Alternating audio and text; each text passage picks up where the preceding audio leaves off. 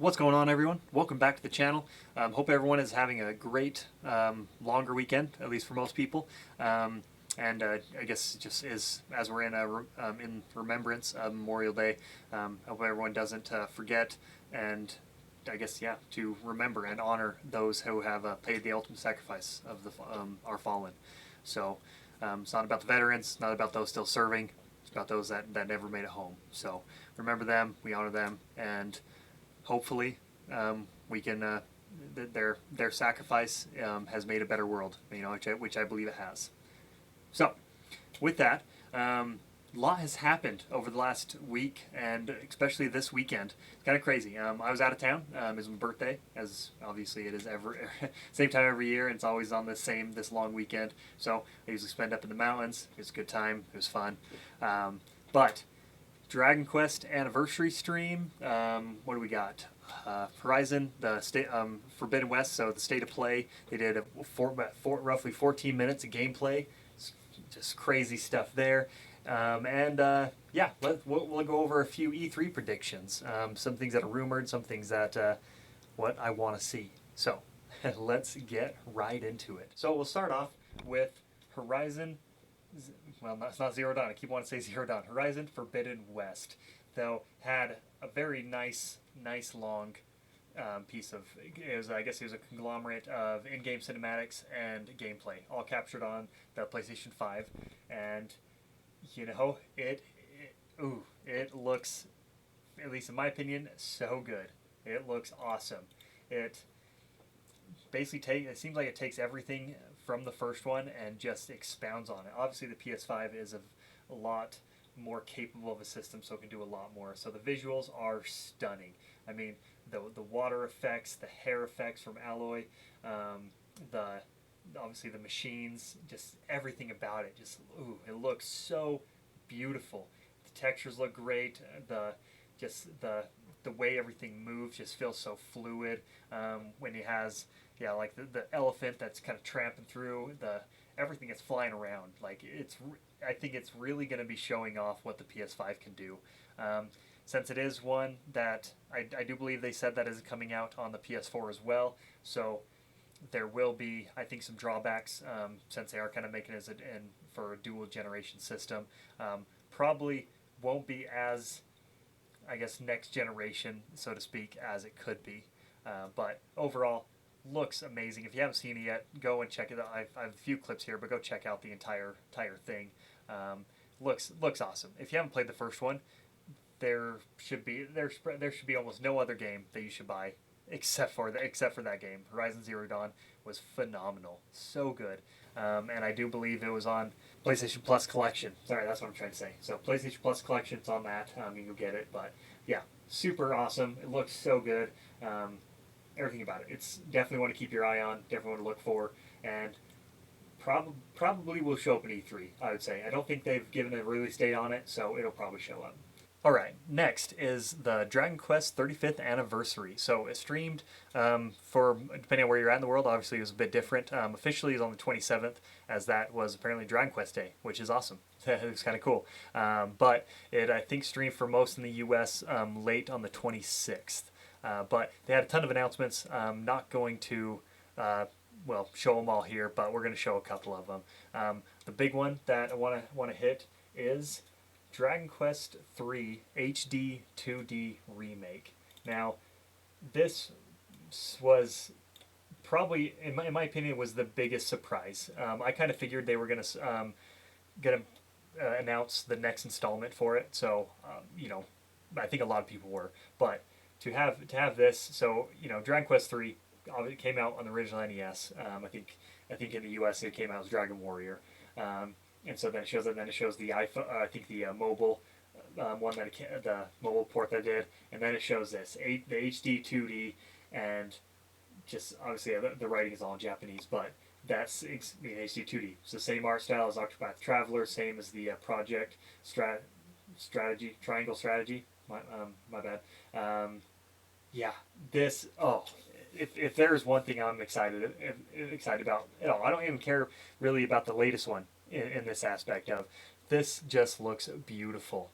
it's taken this classic game and just reinventing it. I mean, it looks the graphics look crisp, they look clear. It's really taken the HD 2D and really bringing it home with this type of game.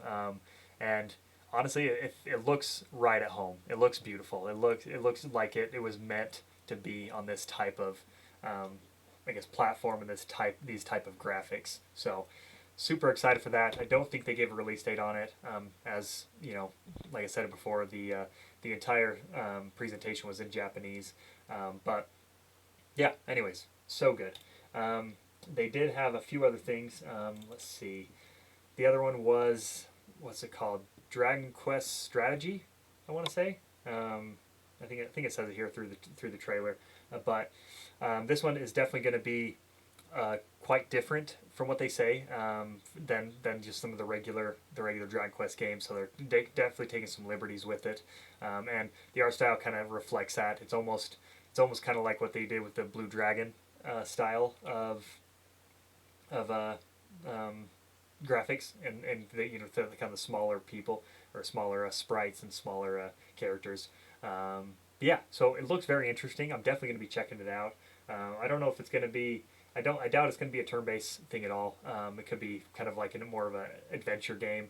I don't think it shows any gameplay, or not any gameplay, any combat. So who knows? Who knows what's going to happen with it? But look pretty interesting. Pretty excited. Oh no, Dragon Quest Treasures. My apologies, not Dragon Quest Strategy. So could also be kind of like the Captain Toad Treasure Tracker. That one.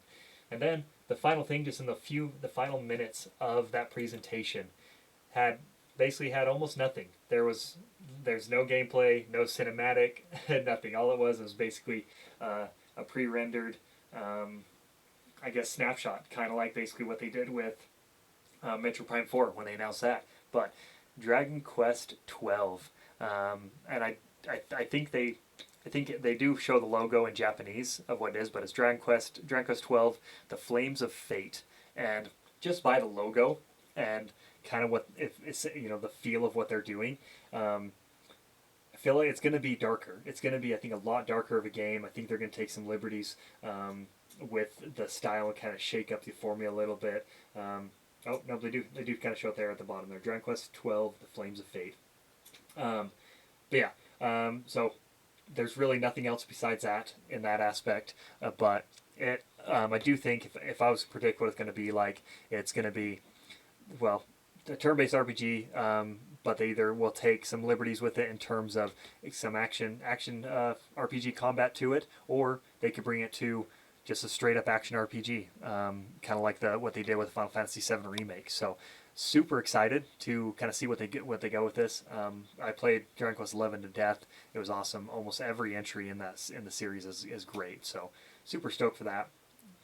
They did show quite a few other things.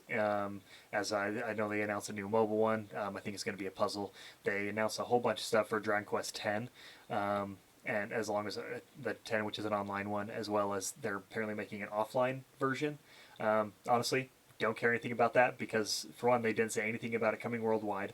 Well, the offline one, and there was a little snippet in the presentation while they were going over their, I think, is the next expansion for the Dragon Quest X, that no plans for a worldwide release. So kind of is very disappointing in that aspect. I've really been waiting to see if they'd ever would bring that Dragon Quest X stateside, because I think it would do very well.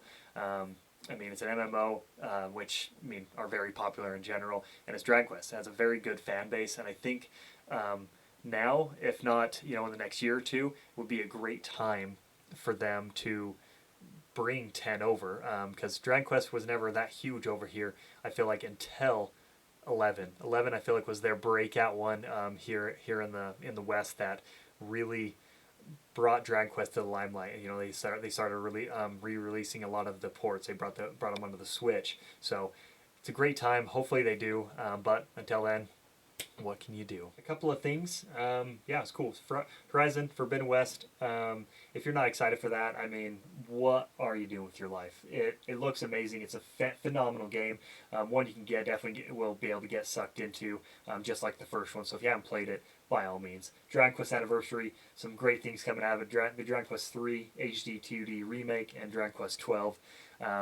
Great things coming. It's gonna be fun stuff. Cannot wait. And yeah, E3 just right around the corner. So let me know in the comment section your predictions. What do you think? What do you think is coming? For me, I think Metroid. Some Metro related, and definitely Zelda Breath of the Wild 2. I think we'll get either a release date or release or release an actual trailer. Yeah, Nintendo. I think they're gonna do that. If they're gonna do any kind of hardware, this will be the year they do it. I think they're in the middle of the Switch life cycle, maybe on the tail end. So all the Switch Pro rumors that you hear all the time, I think this will be the time to do that. Microsoft, I think they're going to come out with some Elden Ring stuff and definitely some Halo news, since it's definitely been out of the limelight. So I think that we'll get some updates there. I know Sony isn't coming, so who knows? Let's see. Square Enix, I think they're going to definitely have some Final Fantasy news. It'll be right off the heels of the Final Fantasy VII Intergrade, the remake Intergrade. It comes out, I think, 2 days before E3 starts. So I think it'll be perfect time to either announce the next step for what the Final Fantasy VII remake is, and definitely will probably have some, maybe possibly even a release date for Final Fantasy 16. So be pretty interesting. But yeah, I think it'll pack a punch. It'll be pretty cool. But we'll just have to see. So let me know in the comment section if you think something's coming, and if not, why not? Who knows? But yeah, if you haven't already, hit that subscribe button, the bell icon down below. We hit 100 subscribers. It's fantastic. I was so excited. I saw that I hit it right before I went out of town for the weekend. Went up in the mountains, so it was really cool to see that. I was really excited. And yeah, let's just keep going. Next giveaway that we're going to do is when we hit 250. So we got a little ways to go, but we can get there. It's going to be a fun time. So until the next one, we'll talk to you guys later.